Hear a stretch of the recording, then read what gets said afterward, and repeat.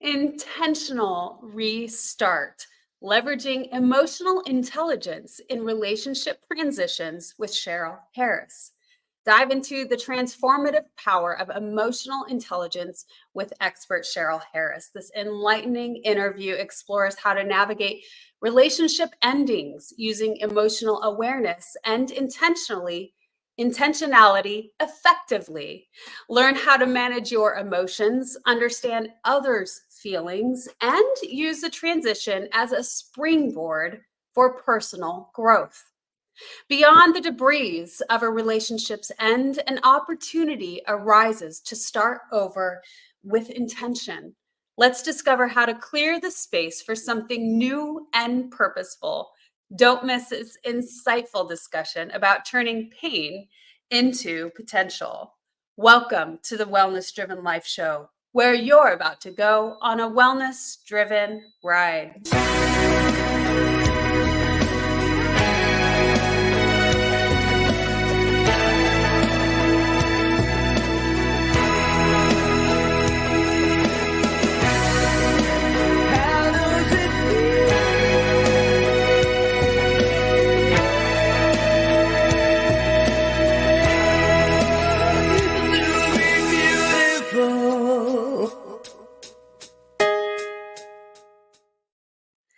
Let me share a little bit about the guest that we have here today. Sherril Harris is a passionate life and leadership coach specializing in social and emotional intelligence. Her unique approach, be the water, not the rock, encourages self-exploration to overcome personal barriers. Certified in positive psychology, the science of happiness, and applied neuroscience and brain health, she's a compelling speaker dedicated to fostering personal growth. Based in Saratoga, Paris, and Brussels, Sherril is married to a Frenchman and serves an international clientele. I am so pleased to help welcome Miss Sherril Harris. I'm so glad to be here, April. Thank you. And thank you for allowing me to speak on a topic that I seldom get to talk about, but really am excited and very passionate about. I am so excited as well, and as well passionate too. Now, this topic of discussion about relationships is one of the most important, right? Because, well, we are in relationships in a lot of different ways, whether it be intimate or friendships, but they have us react in such a way in life, and unless we start honing in on those emotional skills, right? So this discussion is going to be really incredible for anyone that has a relationship, which is all of us. Very true. Yes. And to your point, it's pretty much all the same skill set in emotional intelligence. If you are drawn into the conversation because of something that's come up in your love life or your relationship with your teenager, or maybe something that's going on at work that feels like it's blocking your potential, whatever you discover and use that works, you will find that is transferable to the other areas of your life, which is why I love talking about it. I do too. And, what better way to practice emotional intelligence than with others? Because us being emotional beings, that's what activates emotions, right? It's the dealings with others. And so I'm so excited to dive into this conversation, but let's get started by sharing a little bit more with the audience about you. Yes. So I never set out to become a social and emotional intelligence coach or subject matter expert, as they call it. Once upon a time, I was just trying to figure out a way to do life in a way that worked. I was, and many of your audience might relate to this. I was considered a sensitive child, and my mom was often getting called into school because kids might pick on me, or the teacher would put me in an uncomfortable position and I would react to it. And when I got out of school, I fell into a really interesting community in the fashion industry in New York. And I felt like I had found my people, because similar to, I imagine, Hollywood, being in a creative pool of people leaves a lot of space for you to show up however you are. So suddenly I wasn't the most emotional person in the room. And as I was going up the ladder in that business, I began to deal with people in the corporate world. I was in luxury fashion, and I began to pay very close attention to the conversation around customer experience, which is the bulk of what I talk on these days. So that was the genesis of that. But there was something really cool going on in the background. No matter who my client was, there would come a moment when somebody would have me maybe at the bar or in the corner of a cocktail party, and they would just start telling me about their personal life. And so from a very early age, like 19, 20 years old, I became the girl at the party or the girl at the end of the evening that you went and poured your heart out to. And at that point, I was just giving advice. And so this kind of continued all through my career. So the way I bring it around to what we're talking about today is I've been out talking a lot about customer experience, particularly dealing with difficult customer situations, things that make you feel insecure and uncomfortable. But there's always this window between Christmas and Valentine's Day where people seem to make strong decisions around their relationships. And I'm not kidding you when I say there's been at least a dozen people that have spontaneously called me or just brought it up while we've been together, how they recently made a decision that they're going to leave a relationship. They're fairly certain that they're going to take another choice from the route that they've been on, or somebody surprised them with a breakup. And the last one that I talked to, I said to her, I'm curious, what do you think it is about this trend between Christmas and Valentine's Day? And she said, there's something about the holidays that I think people stare at their partner and try to decide, is this it? Am I happy with this? And so it makes sense, right? So after that, seems to be the catalyst for why there seems to be a lot of change. So very excited to be talking about it today. You're not wrong about this time window. When we talk about the depression rates also and the trends with that, it's oftentimes in these winter seasons, right? Yes. It's the season of going within. It's not the season to be expansive and go outside and play so much, where it's that spring or summer vibe. Yes. It's a self-reflection, and it's not only that, but it's reflecting on what is happening in my external world, within my relationships. And so absolutely, I have a law enforcement background, and crime tend to be a little higher when in the domestic violence aspect, because it's, we're more at home or with our loved ones. And because we're doing this reflection, arguments start to happen. And so it's certainly a time period of where more action is happening when it comes to the relationship front. Absolutely. And any kind of change is going to bring up strong emotions. So even if somebody is still in the contemplative stage, like they haven't shared with their partner yet that they're thinking about leaving, or that they've made the hard decision that they're going to leave. So that internal turning inward can seem very disquieting. Like there's a lot of churn. Do I stay or do I go? That tends to come out during that period. And that's really the crux of what we're talking about today, because we can't really control what's going on outside of us. So the beauty of social emotional intelligence is it's a game about how do you manage what's going on inside of you. Well, let's kickstart this then. Let's talk about how to emotionally manage all of these things that are coming up. Like you said, we start to question, should I stay? Should I go? Is this right? Is it wrong?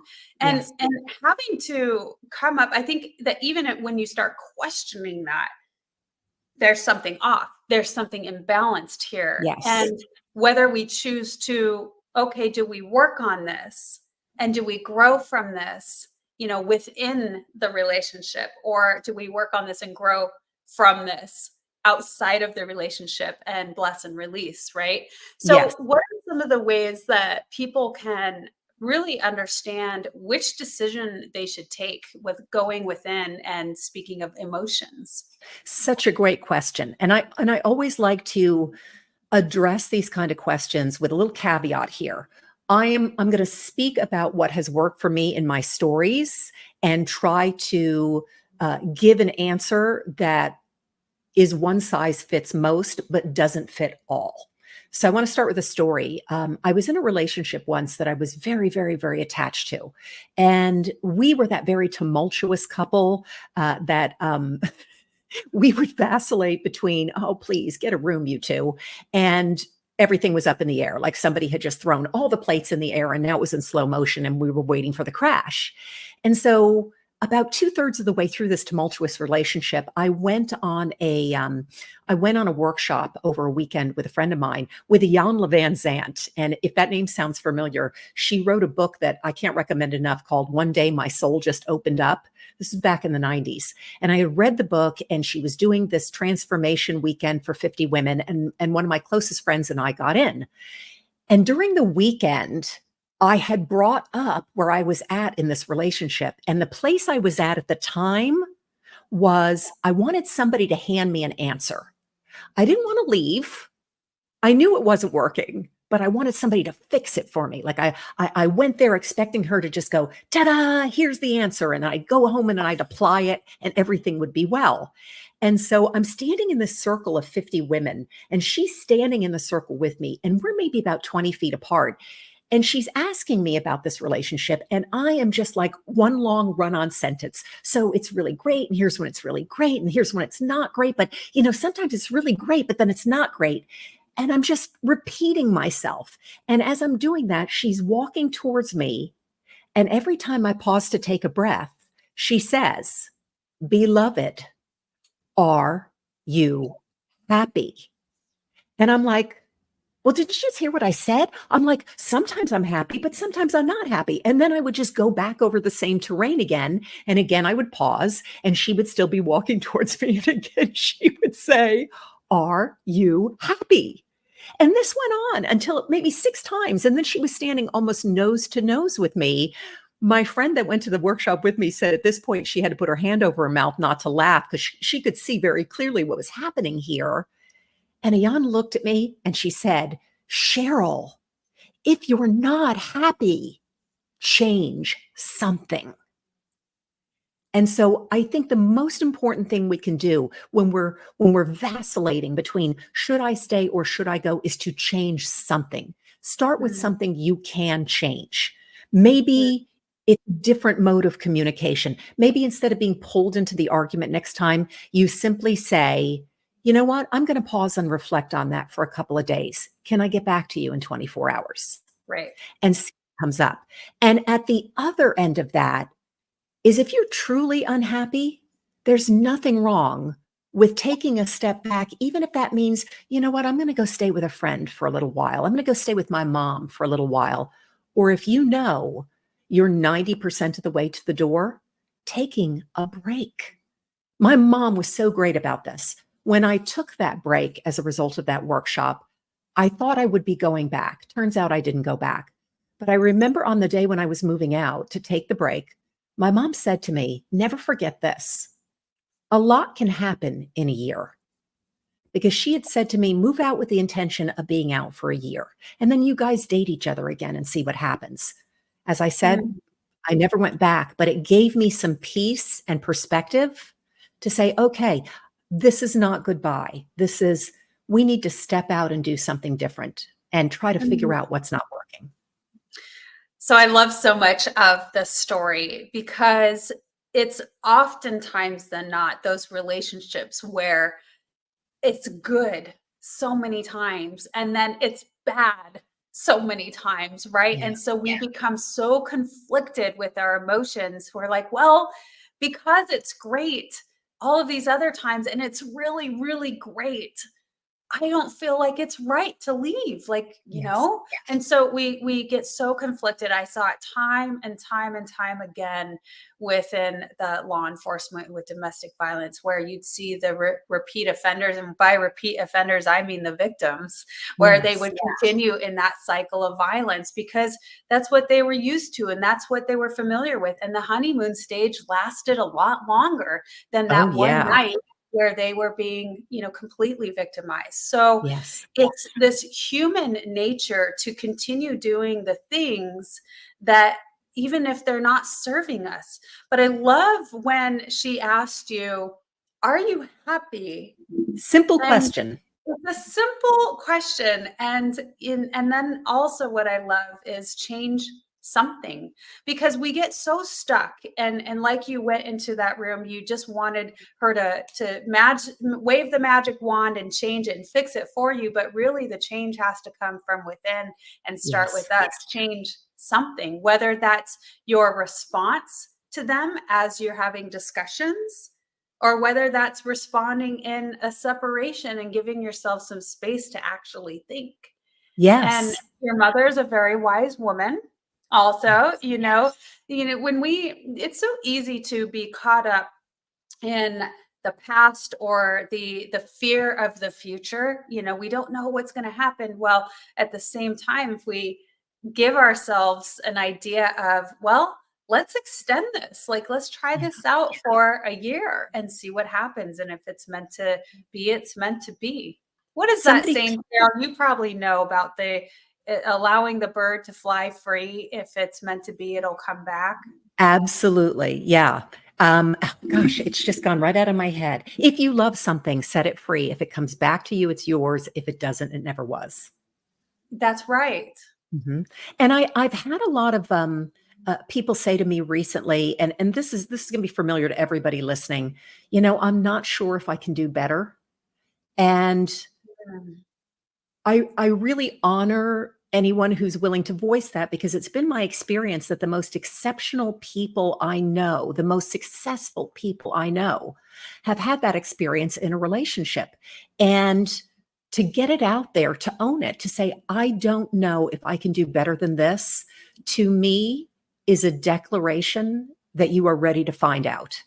And again, going back to change one thing, if you are in a situation where you can step out of it and give yourself time to break the addiction. I'm just going to put it that way. There's a lot of stuff going on in the brain and in the body that's very addictive. It's very addictive cycles, whether you're in conflict with somebody or whether you're in a relationship with somebody, as I was in that particular relationship, that seems to run with a lot of high passion.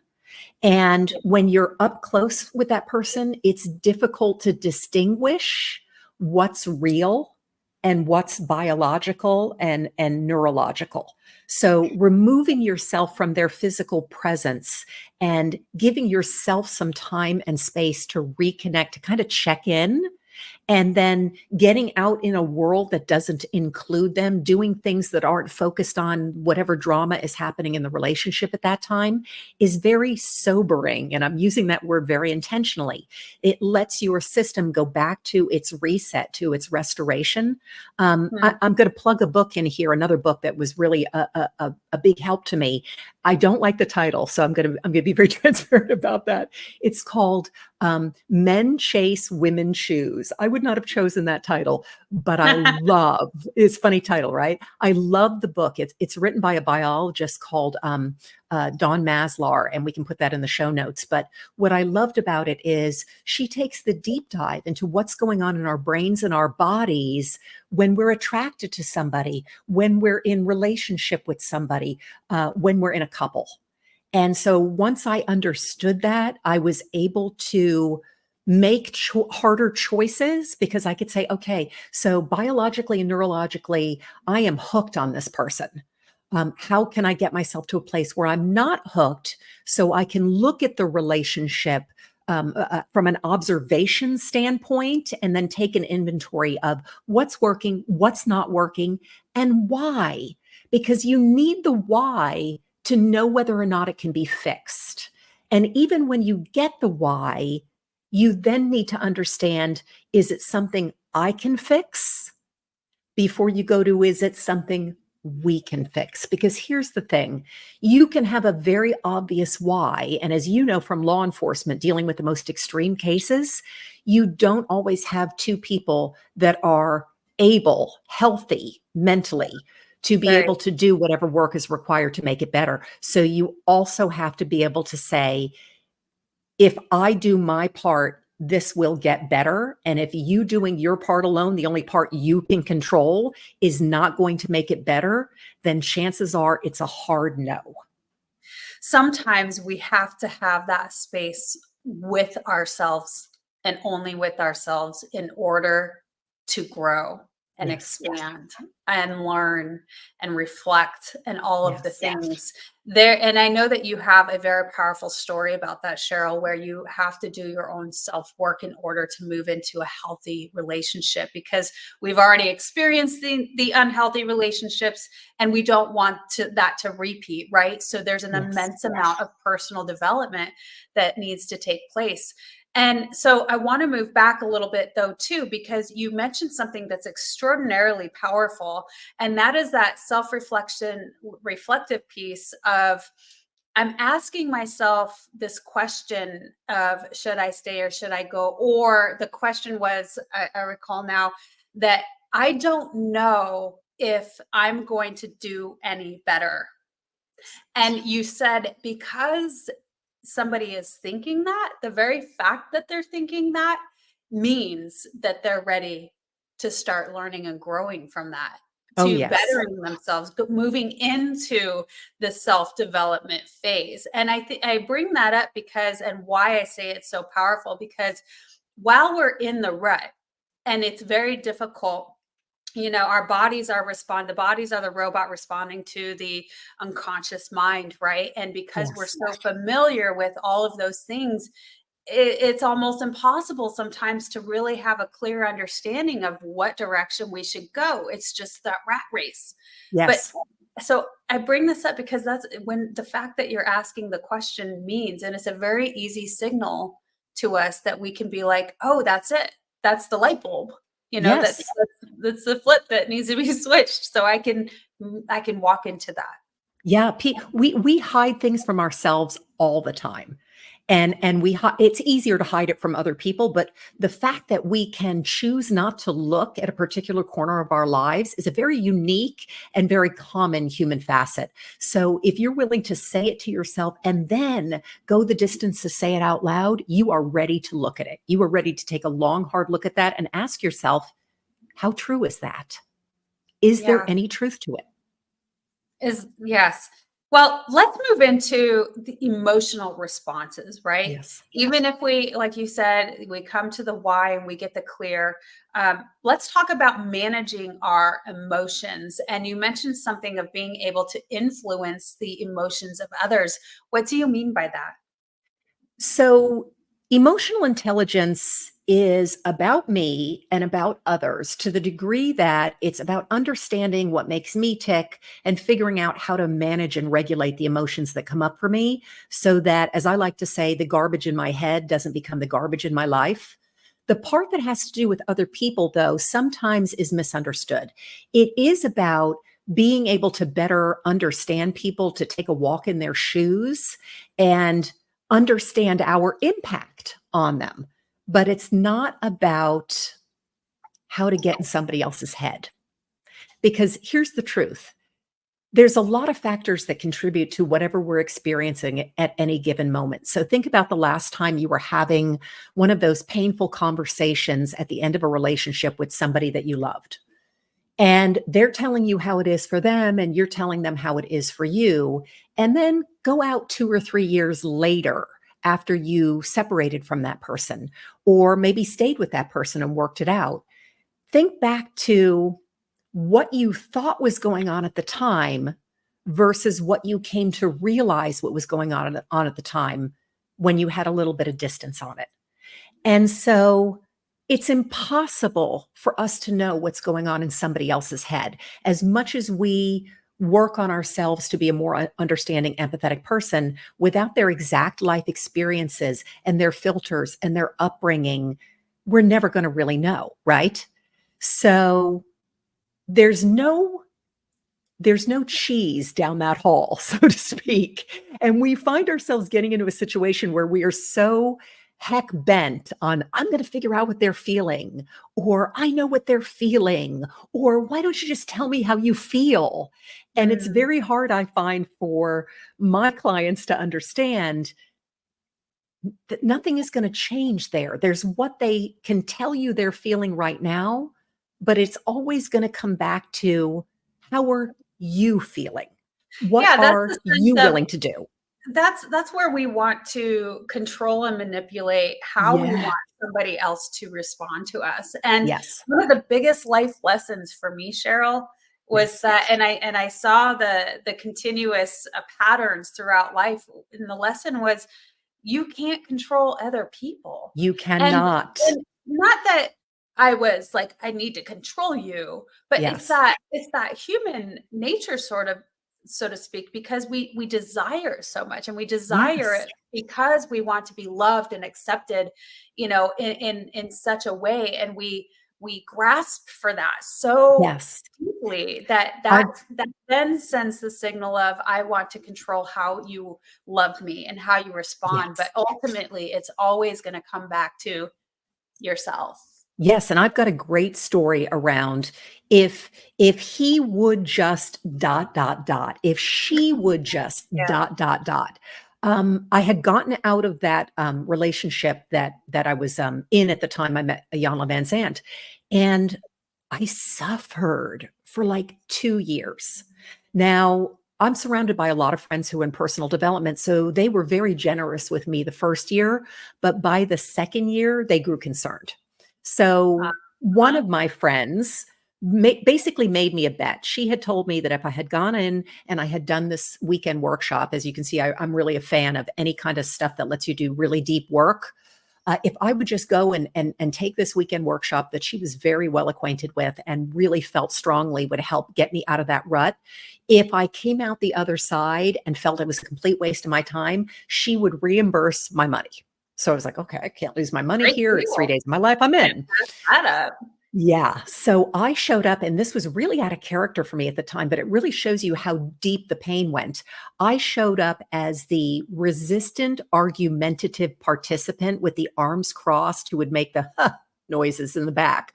When, when the leader would say something that I thought, well, that's just crap, because the person I had got out of the relationship with was also into a lot of personal development. And at this point in my limited capacity, I had recharacterized him as a guy who was walking around talking about a lot of crap that he didn't understand anything about, right? Mm. So I'm in there thinking, well, this isn't going to change anything, because if this were it, my ex would behave differently.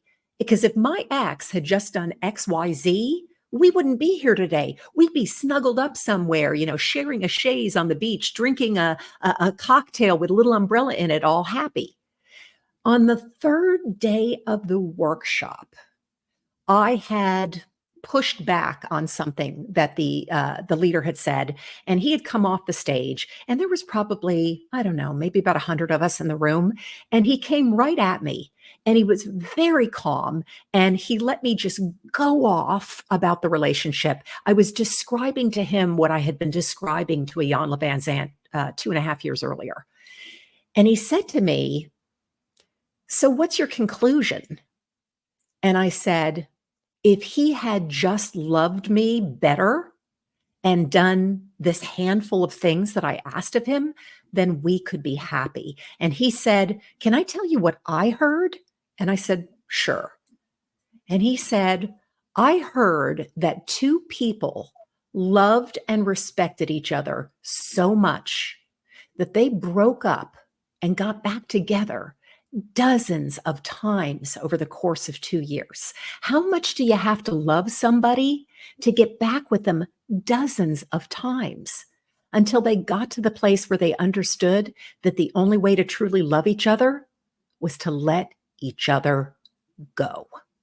Oh, that's so powerful. It landed. And I had been the one to end the relationship. My ex had taken me to dinner one night. I'd already moved out, and had kind of painted me the rosy picture of, hey, we were so good together, and I really think we should give it one more chance. And at that time, as much as I wanted to leap across the table into his lap and say, yes, yes, I had been through the ringer enough. I had gotten that grounding by getting out of the situation so I could think, to say to him, you know what? I get that it was fun, but when it wasn't fun, it really wasn't fun for me. So I think I have to bless it and release it. And 2 Well, years let's talk. later, there I was. Yeah. Well, let's talk about that a little bit, Sherril, about Yeah. grief and what Yes. that means. And we all grieve differently. And you mentioned that it's more important to grieve than the way Yes. that you have grief, right?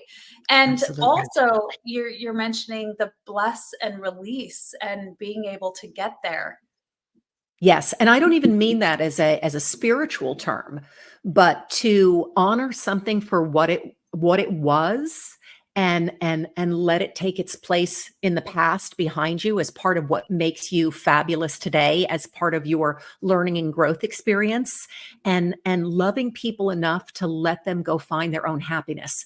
Uh, the grief thing is really interesting to me, for a lot of reasons. But I had a girlfriend, tragically, who lost her husband in her 30s, and I was with her on the other side of that in the aftermath. And because he had passed away, in our culture, we kind of sort of know how to handle that. And so people gave her a lot of grace and space to go through that process, and that allowed her to lean into her grief and to be able to work through it and move through the emotions and get to the healing on the other side.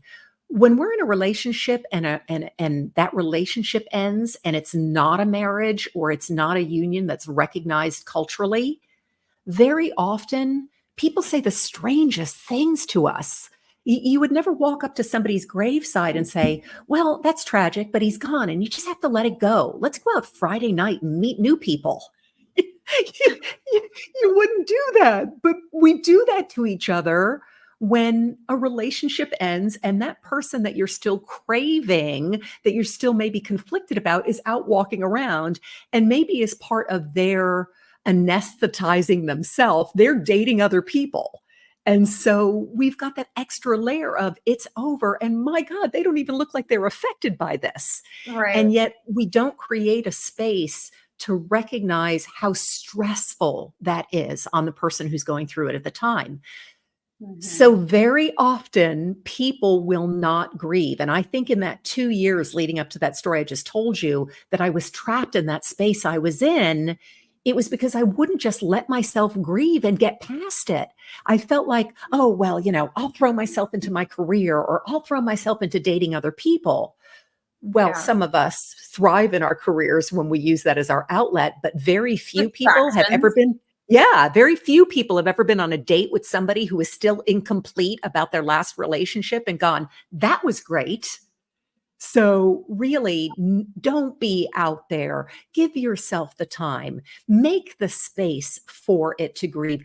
Surround yourself with people who understand the magnitude of the loss, and be Mm. very clear on asking for what you need. If somebody calls you and says, hey, let's go out Friday night, come on, you'll feel better. Be okay with saying, you know what, I'm not going to feel better. I'm not going to feel better for a while. I think I just want to stay in and watch Netflix and have a good cry. Yeah. And Susan Cain, who writes the most amazing books, wrote a book called Bittersweet. And in Bittersweet, she talks about the science of being sad, how it can be very cleansing and very healing. And she even suggests something that I was doing just intuitively. Make yourself a good playlist, something that just makes you bawl your eyes out. Because you know what? Letting that energy out can often give you a lift so you can go back to engaging in your life for a while. And if you're not in a state of resistance, if you're being the water, not the rock, and letting that experience flow and flowing with it, what you'll find is it will give you places of relief. And then the grieving parts, the hard parts, get shallower and more spaced out. Does that make sense? I love that. It's letting the emotions flow as they Yes. should, because when we bottle it up, obviously, as many of us know, there can be an explosion, right? Yes. And it doesn't work, and it takes it so much longer. So a couple of things that I noticed that you mentioned that I think are really great is it sometimes, when we put science behind this, right? And I love Yes. to bring in science because we're energetic beings and we emit information through our auras, right? Or through our, Yes. I'm not saying that right. We emit frequencies which have information, which are then also based from our emotions and our Yes. emotional response. But because of that, when we know that we can love somebody from afar, no matter what the distance is.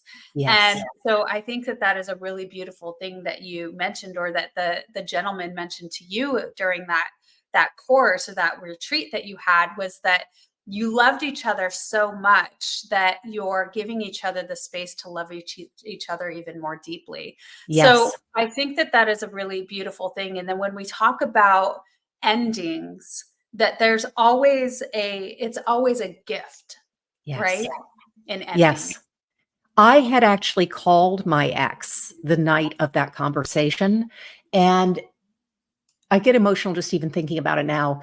It released us both because for the first time in 2 years, I could understand what it cost him and wasn't just focused on what it cost me, and recognize that we were both really fabulous people, and that when we weren't fabulous together, our commitment was so deep that we just kept trying and kept trying and kept trying until it was inevitable.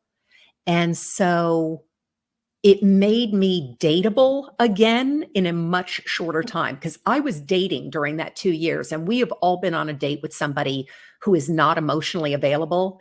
And sadly, sometimes we get far enough in with them before we realize, "Whew, there is some work. There is no space to build anything on that land because there's already a building there and it's in the shape of your ex."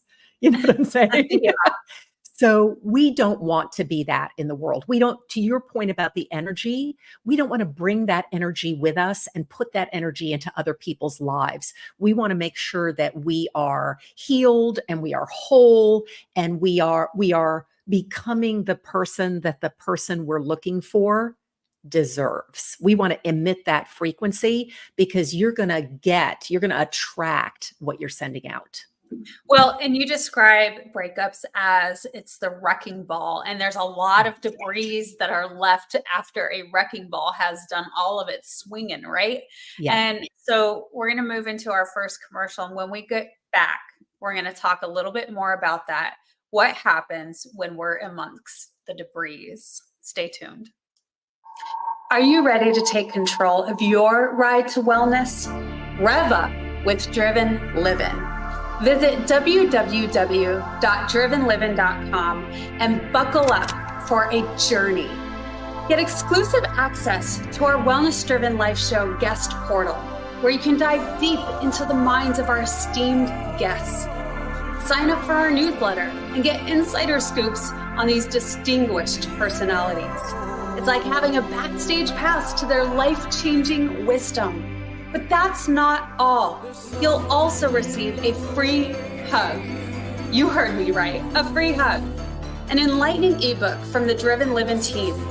Discover the science-backed benefits of hugging yourself. It's a fill-up for your wellness tank. Because at Driven Living, we believe in fueling your journey to wellness, both physically and psychologically. So what are you waiting for? Visit www.drivenliving.com today. Welcome back. Speaking to the beautiful and incredible, brilliant Sherril Harris. I'm so excited about this conversation. It's really going in a beautiful direction. And now we're coming to the point where the debris are left after the wrecking ball, and really being able to release attachments and that bless and release aspect of it. So Sherril, guide us through that process, because it is a difficult one. And no, we don't want to end up, having these reoccurring relationships happen. Yes, the first thing that I think is so critically important, and for some of us it's very hard to do, is to keep a clean break. There's the old joke about, sex with your ex. You have a weak moment, you have a warm memory, and then you're like, oh, it's somebody that knows me. Nobody ever walks away from that going, that was a really great decision. It's usually very impulsive. So keeping your boundaries really clear is not only good for you, it's also a kindness to the other person, because we never know what they're going through, what they're grappling with around the breakup. In that clear boundary, in that space, being able to, as you say, hug yourself, love yourself, give yourself whatever it is that you need to be able to end your grieving period and then begin the debrief. And the debrief is really important because the gift of every breakup is it gives you an opportunity to go back over the tape and look at yourself, observe yourself with a little bit of distance and see what you learned about what you need. Because the goal here is to take that fruit into the continuation of your journey. I have found in my journey that what I thought I was looking for was not actually what I needed. So I would get the relationship that I thought I was looking for, and then notice in the debrief later all the places where it was great in theory. It's so funny. A friend of mine, another one of the people that came up to me recently because she ended a relationship, said something that stuck with me, and I thought it was so funny. She said, "How often do we break up with people for the very same reason we fell in love with them?"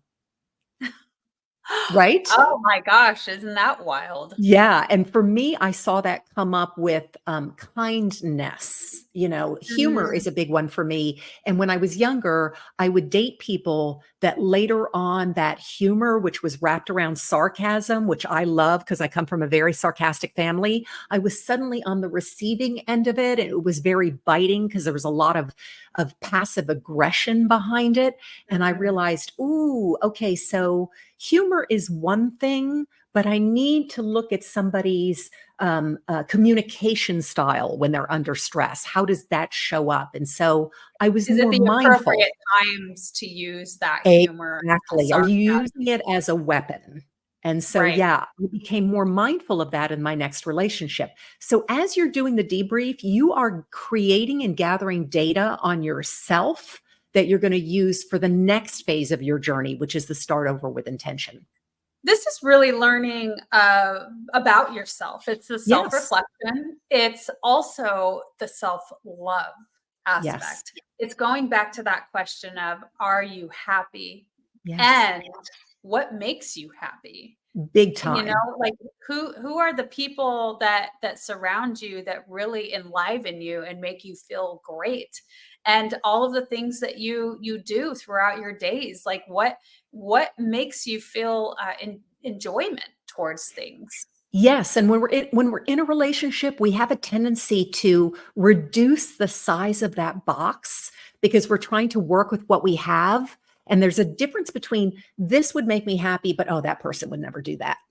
And, Well, "This would totally. make me happy in a larger conversation." And on the other side of that relationship, you want to enlarge that conversation to include more possibility.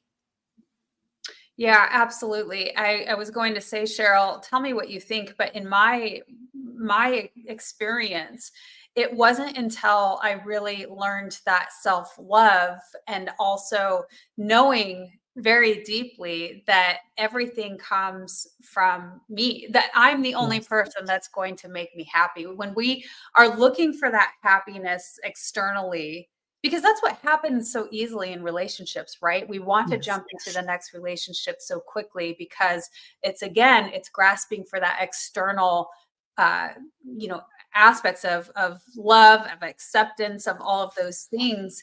And who knows how long it will take for a person, but it takes a while. I like to say when you can start to love yourself, and I mean going as far as can you make love to yourself? Or, on the other spectrum, can you love yourself like you love your child? And Yes. it's all of these different forms of love. And are you able to give that to yourself?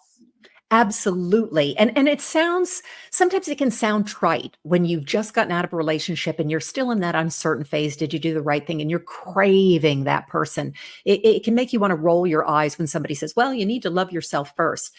But it is a basic truth. And to your point, being able to choose yourself first, independent of another person, is not only good for you, but incredibly incredibly good for the next person that you couple with, because who wants to date half a person? Who wants to be responsible for somebody else's happiness? That's not love, that's codependency.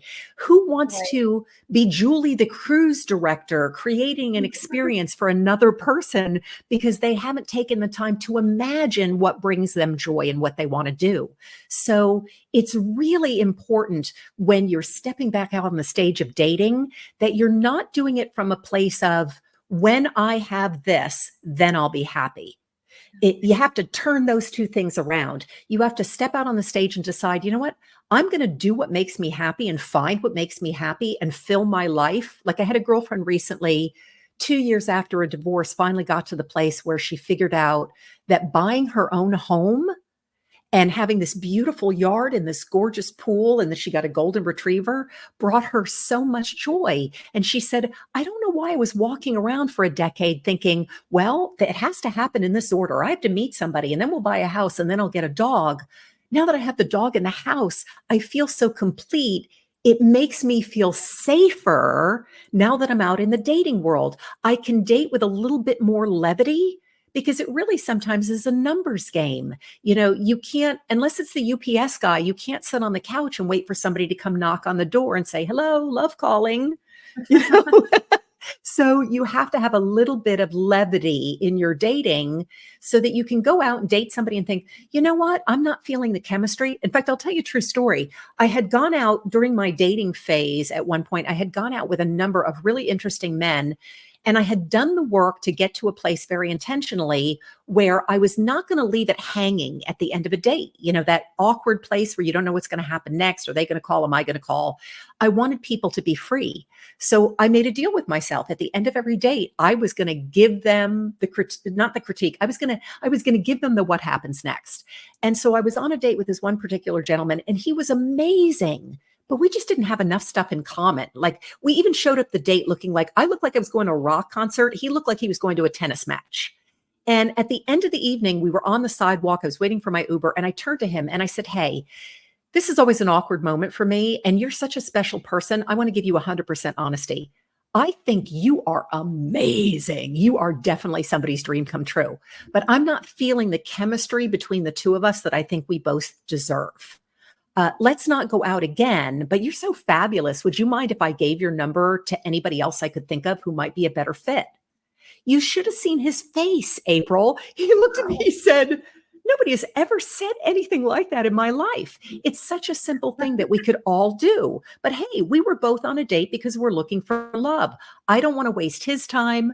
I don't want to put him in a position where he has an awkward, game of calling and I don't call back or whatever. Let's just treat each other with the dignity and respect we deserve.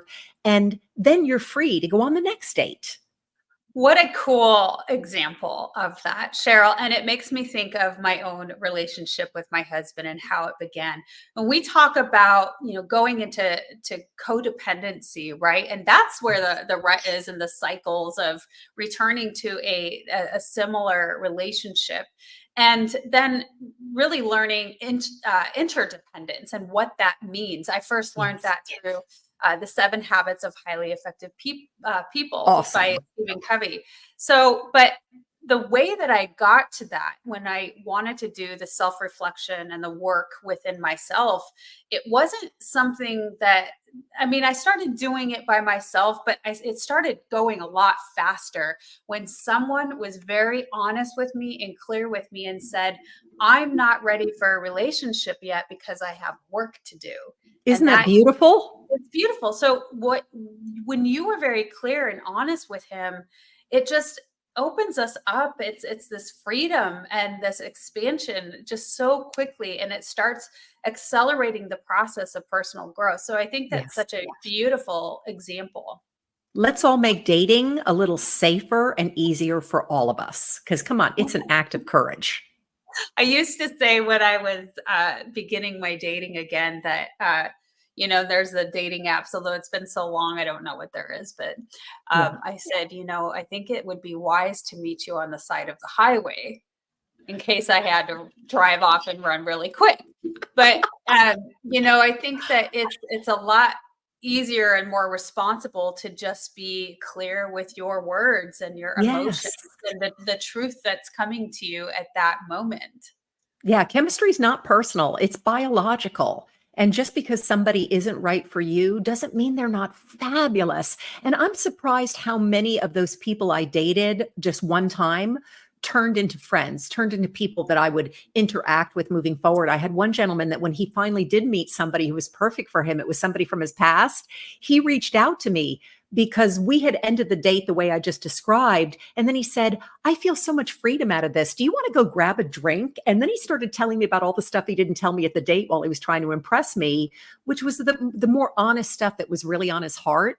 So Mm. 6 months later, when he reconnected with this person from his past, I was the person he called to say, hey, thank you. Thank you for letting me talk about her that night. As a result, here's what came of it. So, Sherril, let's talk now because you have this beautiful relationship and marriage with the love of your life, Yes. and it's healthy. So, I Yes. want to hear the story of how that came to fruition. What was it? What amount of work? What was it like in the beginning of you guys meeting each other? And as you share this, I'll pop in some pictures for the audience because I think they'll appreciate seeing it. Awesome. So one of the things I learned from my journey between the person I was dating before my husband and my husband was that sometimes what is helpful is to start fishing in another pond. And rather than choose that pond based on where is my ideal person likely to be, to ask myself, where would I like to be that's different from Mhm. where I am now? Because Yeah. if it's something you're passionate about, if it's something that makes you grow, if you don't feel like the smartest person in the room, they say you're in the right place, then chances are you're going to meet somebody with whom you have a lot more in common. And it could be somebody who's operating at a higher level of consciousness, which is what you want. So I Mm. had challenged myself to really get serious about being a professional speaker. I was already coaching at the time, and I joined National Speakers Association and I went through their Speakers Academy.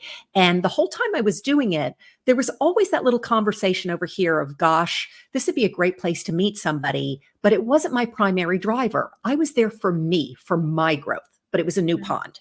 So I was going to their national conference in Orlando, and I was still playing footsie with an ex that I had been involved with just before him. And on this particular day, that ex was being very unkind. We had had a conversation, we had rubbed, and he was lobbing text messages at me, and I would not put the phone down. So I went to conference, I got checked in, I got my badge, and I went to the first timers orientation. And I set my bag down and I went back to the bar to get a drink. And I had done something I'd never done before. So this is the part that maybe you could say is a little faded. If I were to claim a seat, I would always leave 2 seats between myself and the aisle because people tend to travel in pairs, right? On this day, I only left 1 seat between me and the aisle, such that when I came back to start the program, there was this tall Frenchman sitting in that seat, and he was traveling with a group. They were all on the opposite side of the aisle. So during the orientation, they said, turn to the person next to you and tell them why you're here. And we did. And it wasn't like this love at first sight thing. But my best friend is also French, and she teases me about how you can drop me out of a helicopter in the middle of the Mojave Desert and wait 15 minutes, and a French person will show up.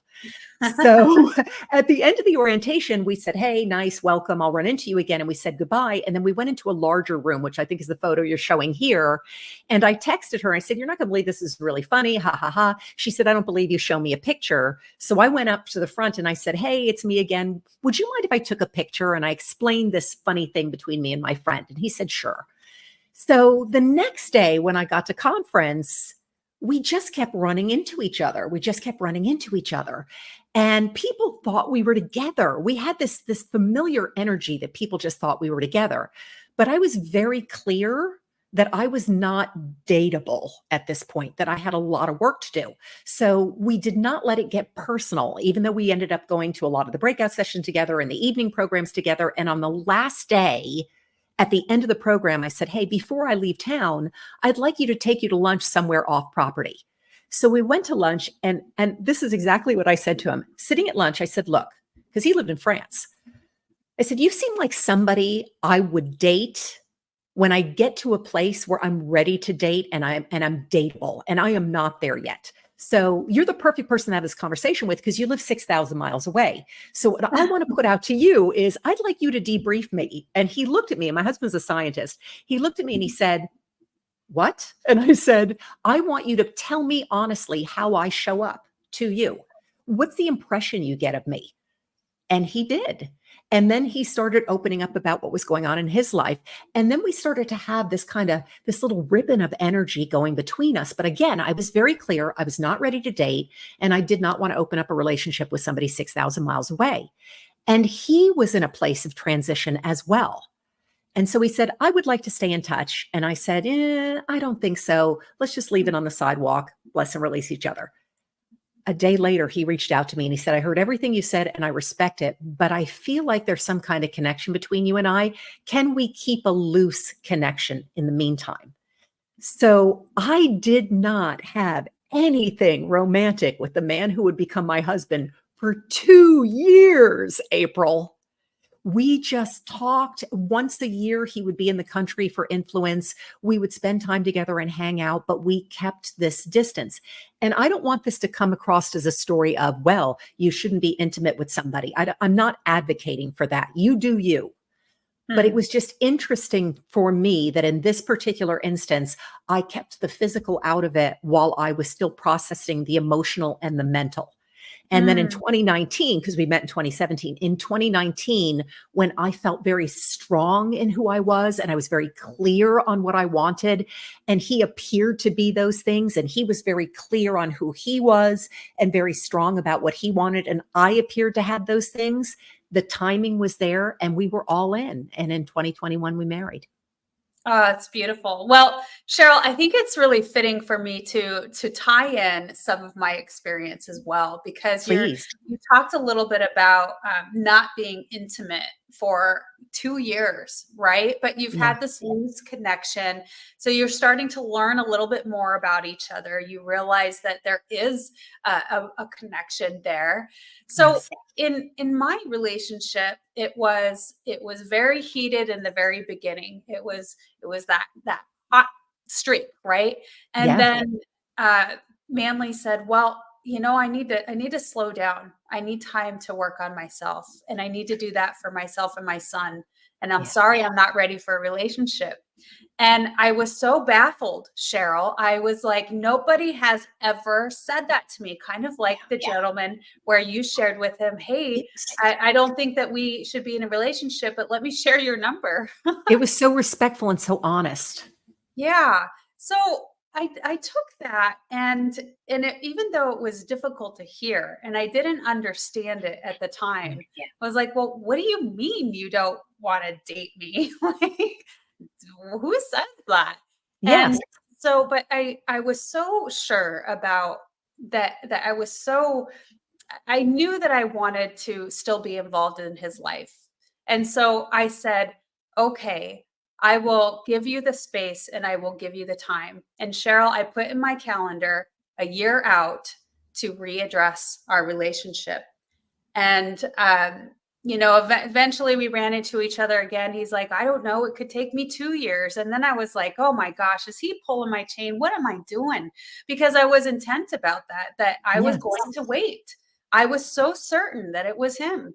And during that time, I really worked on myself, and that I wanted to be ready and be the person that was right for this relationship. If he was going to work on himself, and I had never had a man tell me that they were going to work on themselves. Like, how often do you run into a man that says that? It's It's not as beautiful. common. So then I put in my calendar a 2-year mark. Yes. And so I was ready. And I said, if it's not going to happen at 2 years, then I'll let it go and I'll move on.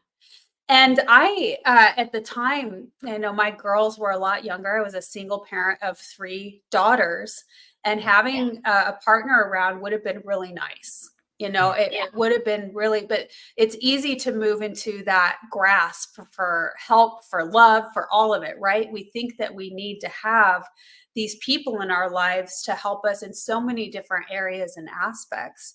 But because I was willing to respond with the current circumstances I had, to keep working hard, to work numerous jobs in order to provide, I would do that, and I would still wait, because I thought that by the time I get to a really healthy relationship, it's going to make all the difference.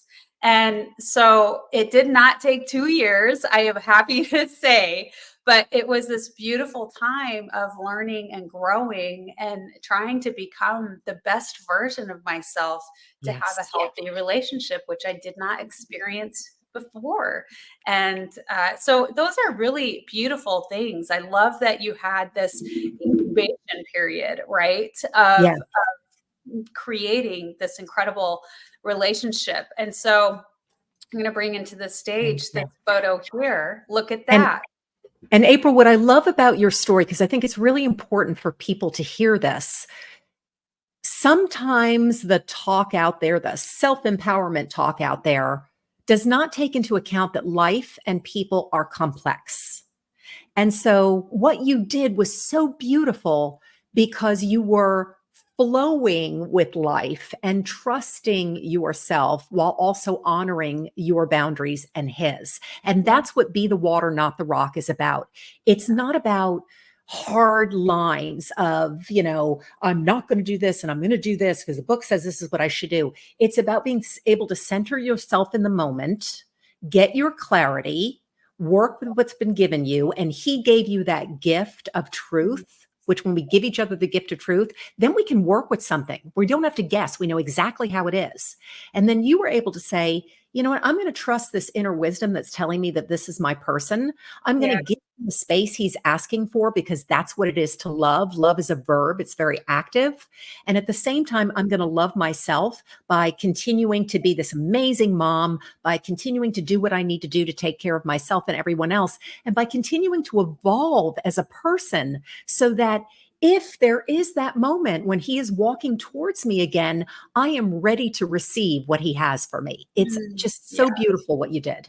It is. Well, thank you. And I agree. And so I think that that is a powerful message to the audience, because I think you and I both have had similar experiences of, if we really want to create something incredible relationships in our lives, it is through that intention of growth. Yes. And so this picture is incredible because it's that emergence of this beautiful relationship. And And that what was the an amazing moment. picture. Yeah, that was the moment in 2019 where we had come back together. This is 2 years later and said, okay, I am ready. Are we going to do this? Let's do this. So we are just glowing. You're glowing, and you've got that beautiful photo of transformation. And, then we continue on to look at that. Yeah. And I had said I was never going to get married again. I've been a serial monogamist my entire life. And I just thought that there was something like I was wired differently. And so I used to joke with people about, I don't need the man to sanction my relationships. And Philippe was always like, I would really like for us to get married, but if that's not your jam, I'm so clear that you're the person for me that we don't have to do that. And so when COVID came around and he was in Belgium and I was here, we were separated for 13 months. On the other side of that, we had a different conversation around that. And I realized that that really was the right move for us. And some of my friends were like, I can't believe you're getting married. I thought I felt the earth move. But I was very clear when people were saying, what's the hesitation? Because they thought it was about him. I'm like, oh no, I'm very clear that this is my person. I'm going to be with this person till the grave. I can just feel it. And I'd never had that kind of knowing before. So it Mhm. was just a matter of how could we create a marriage that felt like both of us. And we've been doing that. Cheryl, I think that that's also another really important thing that you mentioned. You've never had that knowing before. There Mm. is this difference when we are infatuated with somebody, right? And we're just Yes. like, oh my gosh, this person. And and there's a difference when you have that internal deep knowing, which is Yeah. why I was willing to wait 2 years, which is why you're able to have this incredible space and distance between your partner and you for months on end and still have this assurance that nothing is ever going to separate you, because Yes. you have that knowing, and it's an incredible feeling. And all I got to say is you just know. Yeah. And I'll tell you another thing too, and this is a great barometer. If your feeling is, if he doesn't want to be with me or if she doesn't want to be with me, then screw them. I don't care what they do. No, no, no. That's Mm, not real. If you genuinely love somebody, you want their joy and happiness, whether it's with you or somebody else. And that's a so great I've one. always, the flag has always gone up for me at the end of relationships when I've watched people say, but I want this person, I want this woman, I want this man, I want this person to be with me. But if they're not going to be with me, that didn't make any sense to me. I would say, do Yeah. you hear yourself? That's not love, that's possession. Yes. Okay? Yes. That's how you knew you were willing to let your now husband go be wherever he needed to be in order to find his joy and happiness and center. Philippe and Yeah. I did not think we were going to get together. There were lots of moments in there where we're like, between the distance and the other things we have going on in our lives, it does not make sense. And yet, if that is what one or the other needed, we would have yielded to that with love and compassion. Yeah. Yeah. Beautifully said. Beautifully said. Now, Sherril, I'm going to bring in another photo. Now, this is moving into the direction of your beautiful business and what you Yes. have created for yourself, your brand, which is so gorgeous, so sexy. I had to bring in the photo. Thank you. And you're welcome. So, share with us a little bit, because we're coming to the close of our time together, and it's been an incredible time together. I appreciate it. I don't even know how an hour has gone by. I feel It's the been a same great way. conversation. So, let's talk about you. What more magic do you bring to the audience, to your clients? Most of what I'm doing right now is keynote speaking, and I'm doing a lot of facilitation and speaking around customer experience. But I am a social emotional intelligence expert. And as we talked about at the beginning of the show, those skill sets are transferable. I do take a small, very small pool of select private clients. Very often it starts as a business client, somebody who's going through transition. Maybe they're going from the corporate world into the entrepreneurial world. And inevitably, those clients end up transitioning from business to personal with me. And so I have a wait list on this right now. But whether you decide to follow up and work with me or not, I'm a big fan of assessments. Anything that you can take that's going to help you have a broader dialogue with yourself over who you are, what you want, and how you roll is really powerful. And I work with a couple of assessments. So I also offer one and dones with an assessment called the Energy Leadership Index that gives my clients an opportunity to have a conversation about what is the filter that you are doing life while wearing. So if any of that is interesting to you, please reach out to me. And also, if anything that I mentioned in the show, any of the other books and resources, I'm always happy. I've got a tip sheet that I share. That's the stuff that I think is helpful. And I created one just for this show. Well, I like that tip sheet, because you have a lot of really great resources. You've done the Thank work you. of learning and reading. And so you know what, has the most value, at least for you, that you can share with people. So I think that that's incredible. Thank you so much, Sherril, for your time. And is there anything else you want to share with our audience today? This has been magical, April. I was so excited to be able to come on your show. I'm such a huge fan, and you've made this so much fun for me today. The one thing that I would leave everybody with is this, and I firmly believe this to the core of my being. Love is looking for you. Make yourself easier to find. Oh, now that is a powerful thing to say. Thank you so much. My pleasure. Wow, it has been great. I'm going to make sure the audience knows where to find you. www.sherrilharris.com for those of you listening in. Again, www.sherrilharris, two R's and two R's.com. So you will find that information in the description below, along with a few other links. And we are so blessed to have you, Sherril. Thank you for being on the show.